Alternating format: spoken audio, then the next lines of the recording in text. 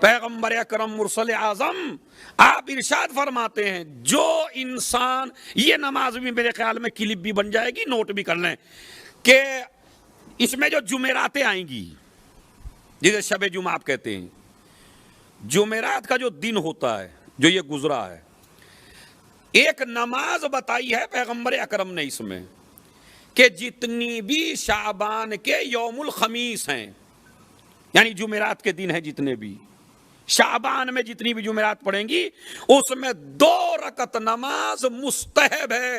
اب یہ جمعے کی بات نہیں ہو رہی، جمعرات کی بات ہو رہی ہے۔ یوم الخمیس میں 2 رکعت نماز مستحب ہے، اور طریقہ پیغمبر نے کیا بتایا؟ پہلی رکعت میں سورہ الحمد 100 مرتبہ سورہ توحید، دوسری رکعت بھی ایسے ہی پڑھیے، سورہ الحمد اور 100 مرتبہ سورہ توحید، اور اس کے بعد آپ سلام پڑھیے، سلام کے بعد آپ کو 100 مرتبہ صلوات پڑھنی ہے، 100 مرتبہ صلوات پڑھیے۔ اس کے بعد میں جو لفظ لکھا پیغمبر نے، قضى الله له امر کل من امر الدنیا والآخرہ، اس نماز کی بدولت پروردگار عالم تمہاری دنیاوی حاجات کو بھی پورا کرے گا، اخروی حاجات کو بھی پورا کرے گا۔ تو اچھا، یہ ایسے چھوٹے چھوٹے عمل ہیں کہ جس کو آپ کر سکتے ہیں۔ اگر آپ کو دن میں موقع نہیں مل رہا تو شب جمعہ میں پڑھ لیجئے، خالی 2 رکعت نماز، مگر ہر جمعرات میں آپ پڑھیے، اللہ جو ہے دنیاوی حاجات اخروی حاجات آپ کی پوری فرمائے گا۔ میرے خیال میں 4 دفعہ آپ کو پڑھنی پڑے گی، یہ 4 جمعرات آئیں گی تو آپ کو 4 دفعہ پڑھنی پڑے گی، لیکن پھر اس کے نتائج دیکھیے، اس کے فضائل دیکھیے، اس نماز کے جو پیغمبر نے فرمائی، یہ شعبان ہی میں ہے، بس یہ شعبان ہی سے مخصوص ہے کہ اس نماز کو آپ پڑھیے اور اپنی ساری حاجتیں اللہ سے قبول کروائیے۔ تو یہ 2 عمل ہو گئے۔ اس کے علاوہ سنیے آپ، بڑا عجیب و غریب مسئلہ، خدا کی قسم، اتنے فضائل اس مہینے کے، اسی طرح رجب کے، اسی طرح شعبان کے، اور رمضان المبارک میں تو حد ہے۔ ایک تسبیح ہے اس میں شعبان کے اندر، استغفر اللہ واسألہ التوبہ۔ استغفار کے صیغے مختلف ہیں، اگر آپ استغفر اللہ ربی واتوب الیہ، استغفر اللہ واتوب الیہ، استغفر اللہ الذی لا الہ الا هو الحی القیوم ذو الجلال والاکرام واتوب الیہ، یعنی مختلف صیغے ہیں اس کے، کئی چیزیں بتائی گئی ہیں استغفار کے بارے، لیکن جو شعبان کے لیے بتائی گئی ہے، نبی فرماتے ہیں، دیکھیں بڑا چھوٹا سا عمل بتا رہا ہوں انشاءاللہ آپ کو، اور اسے آج ہی سے شروع کر دیجئے، اور یہ ہر روز کے لیے۔ نبی فرماتے ہیں، من استغفر اللہ کل یوم 70 مرہ، جو انسان 70 مرتبہ، خالی 70 مرتبہ، نہ 100 مرتبہ نہ 200 مرتبہ، خالی 70 مرتبہ جو انسان یہ والی استغفار پڑھے، استغفر اللہ واسألہ التوبہ، تو کیا کہ غفر اللہ لہ ذنوبہ ولو کانت مثل عدد النجوم، اگر آپ نے یہ استغفار پڑھی تو پروردگار عالم تمہارے سارے گناہوں کو بخش دے گا، چاہے یہ گناہ اتنے ہی کیوں نہ ہو جتنے آسمان پر ستارے ہیں۔ ایک صلوات بھیجیں محمد اور آل محمد پر۔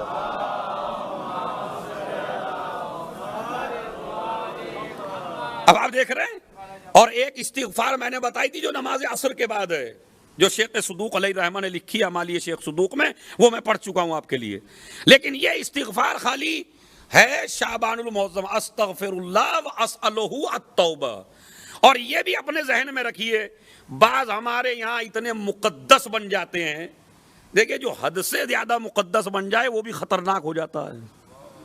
ہاں، اتنا ہی تقدس اختیار کیجئے جتنا آل محمد نے بتایا ہے آپ کو۔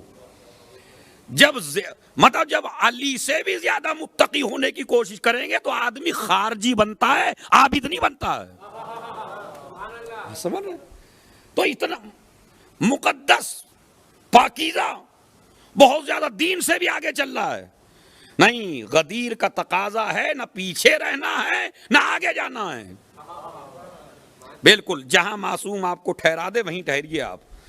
تو استغفر اللہ، ارے ہم سے تو گناہ ہی نہیں ہوتا، ہم سے تو غلطی نہیں ہوتی، قبلہ شارجہ اور دبئی جیسے شہر میں ہے، کسی سے آنا جانا نہیں ہے، نہ کسی کی غیبت کرتے ہیں، نہ کسی سے حسد کرتے ہیں، نہ کسی کی بات میں بولتے ہیں، صبح کو جاتے ہیں، نماز بھی وقت کے اوپر پڑھ لیتے ہیں، جمعے میں بھی آ جاتے ہیں، آپ جو اعمال بتا دیتے ہیں وہ بھی کر لیتے ہیں، روزہ بھی رکھ لیتے ہیں، اور جب حج واجب ہو گیا تو حج بھی کر لیا۔ اب یہ بتائیے ہم سے متقی کون ہے؟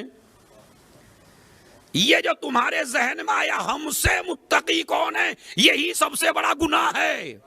یہی سب سے بڑا گناہ ہے جو آپ کی ساری عبادتوں کو برباد کر دیتا ہے، خدا کی قسم۔ اس لیے کہ عبادت کرنا کمال نہیں ہے، عبادت کو باقی رکھنا کمال ہے، اور وہ تب رہے گی جب خلوص پیدا ہو انسان کے اندر۔ تو استغفار ہم کیوں کریں؟ ہم سے تو غلطی نہیں ہوتی، ہم سے تو خطا نہیں ہوتی۔ تو عزیزو یاد رکھیں، ہمارے ائمہ معصومین علیہ السلام نے ہر ذہنیت کا علاج کیا ہے، تاکہ کوئی یہ نہ کہے ہم استغفار کیوں کریں جب ہم سے غلطی نہیں ہوتی، ہم سے خطا نہیں ہوتی، ہم سے گناہ نہیں ہوتے، استغفار کیوں کریں؟ علی نے استغفار کر کے بتایا، حسن نے استغفار کر کے بتایا، حسین نے استغفار کر کے بتایا کہ استغفار خالی گناہوں کی معافی کے لیے نہیں ہوتی بلکہ بلندی درجات کے لیے بھی ہوتی ہے۔ اب یہ تو نہیں کہہ سکتے ہم آخری درجے پہ پہنچ گئے جنت کے، یہ نہیں آپ کہہ سکتے۔ تو اگر نہیں آپ سے گناہ ہوتا ہے، بڑے فائدے ہیں جو سورہ نوح میں بیان ہوئے ہیں۔ جیسے وہ مولا علی کی خدمت میں ایک شخص آیا تھا، آنے کے بعد اس نے کہا تھا کہ میرا باغ خشک ہو گیا، کہا استغفار کرو، اولاد نہیں ہوتی، کہا استغفار کرو، کئی فائدے ہیں اس میں۔ تو امام نے کہا استغفار کرو، استغفار کرو، استغفار کرو۔ اچھا کبھی کبھی استغفار جو ہے خالی اپنے لیے نہیں کیا جاتا۔ مولا کائنات حضرت امیر المومنین علی ابن ابی طالب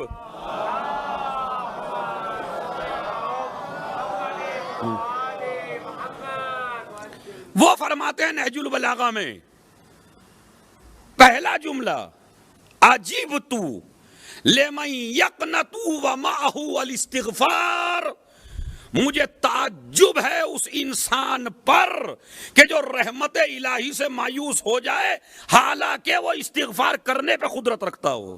عجیبت لمن یقنط ومعہ الاستغفار، یعنی آپ استغفار کر سکتے ہیں اور تب بھی رحمت خدا سے مایوس ہو جائے؟ نہیں، یہ استغفار بڑی نعمت ہے آپ کے لیے، بڑی رحمت ہے آپ کے لیے، درجات کے اضافے کے لیے ہے، آپ کی اقتصادی بندشوں کو توڑنے کے لیے ہے، آپ کی اولاد کے لیے، آپ کے لیے ہے۔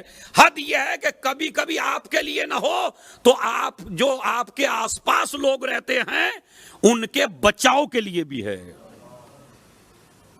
بڑا عجیب جملہ ہے، اس لیے کہ استغفار کو مولا علی نے اور قرآن کریم نے جتنے وجود پیغمبر کے فائدے ہیں، بڑا جملہ ہے اگر اس کو آپ سمجھ لیں، جتنے فائدے وجود پیغمبر کے ہیں اتنے ہی فائدے استغفار کے ہیں۔ اب آپ یہ لگائیے اس سے بڑا جملہ کیا ہو سکتا ہے؟ کانا نہج البلاغہ کانا فی الارض امانان من عذاب اللہ، انسان کو اللہ کے عذاب سے دو چیزیں بچاتی ہیں۔ ایک امان وہ ہے وقد رفع احدہما، ایک امان تو وہ ہے جو اٹھا لی گئی، اور ایک امان وہ ہے جو باقی ہے، فہو الاستغفار، اور وہ امان جو باقی ہے وہ استغفار ہے۔ یعنی آپ کے اوپر جو عذاب نازل نہیں ہو رہا، میں گناہ کر رہا ہوں، ایک سے ایک گناہ کر رہا ہوں، ایک سے ایک غلطی کر رہا ہوں، ایک سے ایک فراڈ کر رہا ہوں، عذاب نازل مجھ پہ نہیں ہو رہا۔ کیوں نہیں ہو رہا؟ اس لیے کہ کوئی شہر میں ایسا مومن ہے جو استغفار کر رہا ہے۔ ایک مومن کا استغفار اتنے گناہگاروں کو بچا لیتا ہے۔ ایک شہر میں اگر ایک استغفار کرنے والا ہو، وَمَا كَانَ اللَّهُ لِيُعَذِّبَهُمْ وَأَنْتَ فِيهِمْ، اے میرے پیغمبر ہم اس قوم پہ عذاب نازل نہیں کریں گے جب تک کہ آپ اس قوم کے درمیان میں ہیں۔ وَمَا كَانَ اللَّهُ مُعَذِّبَهُمْ وَهُمْ يَسْتَغْفِرُونَ، اور جب تک عذاب نازل نہیں کریں گے جب تک استغفار کرنے والے موجود ہیں۔ ارے میں توجہ چاہتا ہوں، بڑا جملہ ہے۔ یعنی کیا فرمایا میرے مولا نے، اور قرآن مجید کیا کہتا ہے؟ ہم اس قوم کے اوپر عذاب نازل نہیں کریں گے جب تک اس قوم میں نبی موجود ہیں یا استغفار کرنے والے موجود ہیں۔